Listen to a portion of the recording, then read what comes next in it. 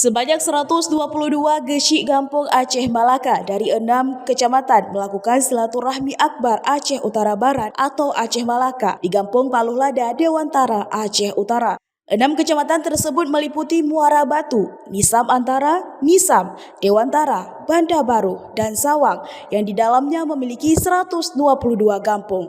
Silaturahmi bersama calon kepala daerah pemilihan 2024, calon bupati dan wakil bupati Aceh Utara Ismail Ajalil atau Ayahwa dan Tarmizi Panyang beserta calon gubernur, wakil gubernur Muzakir Manaf atau Mualim dan Fadlullah atau Dekfat. Ketua Pemuda Pemekaran Calon Daerah Otonomi Baru Kabupaten Aceh Malaka, Muslim Syamsuddin mengatakan silaturahmi tersebut untuk mempertemukan para gesik dengan paslon yang akan maju pada Pilkada 2024 serta meminta komitmen para paslon untuk melanjutkan pemekaran daerah yang selama ini telah diperjuangkan. Kita bersilaturahmi dengan Bupati, Wakil Bupati dan Gubernur Aceh Mualim Dekfat. Dan hadir di sini adalah para gesik di 122 kampung.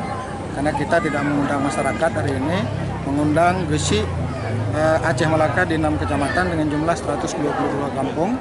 Kemudian imomsik dan ketua pemuda serta tokoh-tokoh perempuan yang berjuang untuk realisasi CDOB Aceh Malaka.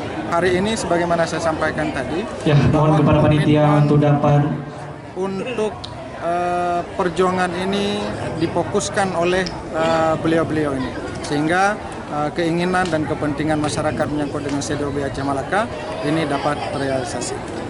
Selain silaturahmi, Panyang yang merupakan calon wakil bupati Aceh Utara dan calon gubernur Mualim dilakukan adat tepung tawar atau pesiju.